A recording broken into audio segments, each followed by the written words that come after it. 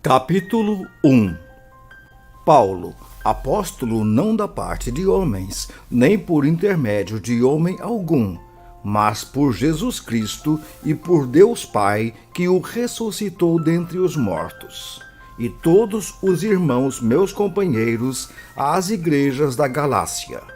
Graça a vós outros e paz, da parte de Deus nosso Pai e de nosso Senhor Jesus Cristo, o qual se entregou a si mesmo pelos nossos pecados, para nos desarraigar deste mundo perverso, segundo a vontade de nosso Deus e Pai, a quem seja a glória pelos séculos dos séculos. Amém. Admira-me que estejais passando tão depressa daquele que vos chamou na graça de Cristo para outro evangelho, o qual não é outro, senão que há alguns que vos perturbam e querem perverter o evangelho de Cristo. Mas ainda que nós, ou mesmo um anjo vindo do céu, vos pregue evangelho que vá além do que vos temos pregado, seja anátema. Assim, como já dissemos e agora repito, se alguém vos prega evangelho que vá além daquele que recebestes, seja anátema. Porventura, procuro eu agora o favor dos homens ou de Deus? Ou procuro agradar a homens? Se agradasse ainda a homens, não seria servo de Cristo. Faço-vos, porém, saber, irmãos, que o evangelho por mim anunciado não é segundo o homem, porque não o recebi, nem o aprendi de homem algum, mas mediante revelação de Jesus Cristo. Porque ouvistes qual foi o meu proceder outrora no judaísmo, como sobremaneira perseguia eu a igreja de Deus e a devastava. E na minha nação, quanto ao judaísmo, avantajava-me a muitos da minha idade, sendo extremamente zeloso das tradições de meus pais. Quando, porém, ao que me separou antes de eu nascer e me chamou pela sua graça, aprouve revelar seu Filho em mim, para que eu o pregasse entre os gentios, sem detença não consultei carne e sangue, nem subi a Jerusalém para os que já eram apóstolos antes de mim, mas parti para as regiões da Arábia e voltei outra vez para Damasco. Decorridos 3 anos, então, subi a Jerusalém para avistar-me com Cefas e permaneci com ele 15 dias. E não vi outro dos apóstolos, senão Tiago, o irmão do Senhor. Ora, acerca do que vos escrevo, eis que diante de Deus testifico que não minto. Depois fui para as regiões da Síria e da Cilícia.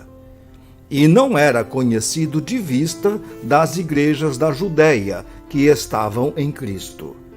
Ouviam somente dizer: aquele que antes nos perseguia, agora prega a fé que outrora procurava destruir. E glorificavam a Deus a meu respeito. Capítulo 2. 14 anos depois, subi outra vez a Jerusalém com Barnabé, levando também a Tito. Subi em obediência a uma revelação, e lhes expus o evangelho que prego entre os gentios, mas em particular aos que pareciam de maior influência, para, de algum modo, não correr ou ter corrido em vão. Contudo, nem mesmo Tito, que estava comigo, sendo grego, foi constrangido a circuncidar-se. E isto por causa dos falsos irmãos, que se intrometeram com o fim de espreitar a nossa liberdade que temos em Cristo Jesus e reduzir-nos à escravidão, aos quais nem ainda por uma hora nos submetemos, para que a verdade do Evangelho permanecesse entre vós. E quanto àqueles que pareciam ser de maior influência, quais tenham sido outrora, não me interessa. Deus não aceita a aparência do homem. Esses, digo, que me pareciam ser alguma coisa, nada me acrescentaram. Antes, pelo contrário, quando viram que o evangelho da circuncisão me fora confiado, como a Pedro o da circuncisão, pois aquele que operou eficazmente em Pedro para o apostolado da circuncisão, também operou eficazmente em mim para com os gentios. E quando conheceram a graça que me foi dada, Tiago, Cefas e João, que eram reputados colunas, me estenderam a mim e a Barnabé a destra de comunhão, a fim de que fôssemos para os gentios e eles para a circuncisão, recomendando-nos somente que nos lembrássemos dos pobres, o que também me esforcei por fazer. Quando, porém, Cefas veio a Antioquia, resisti-lhe face a face, porque se tornara repreensível. Com efeito, antes de chegarem alguns da parte de Tiago, comia com os gentios. Quando, porém, chegaram, afastou-se e, por fim, veio a apartar-se, temendo os da circuncisão.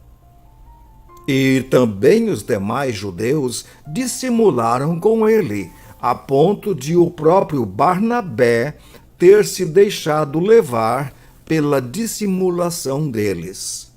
Quando, porém, vi que não procediam corretamente segundo a verdade do Evangelho, disse a Cefas na presença de todos: se, sendo tu judeu, vives como gentio e não como judeu, por que obrigas os gentios a viverem como judeus?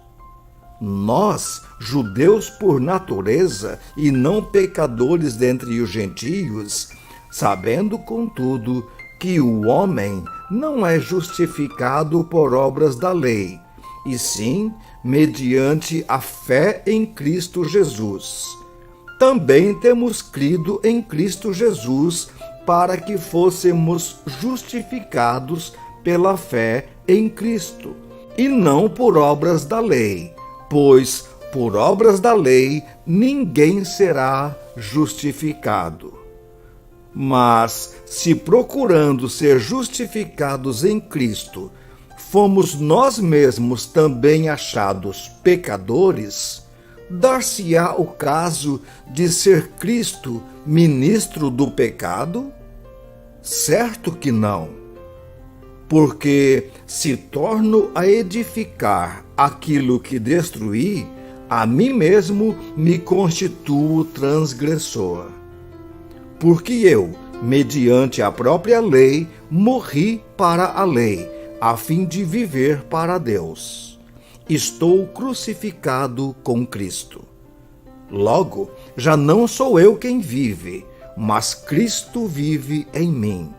E esse viver que agora tenho na carne, vivo pela fé no Filho de Deus, que me amou e a si mesmo se entregou por mim.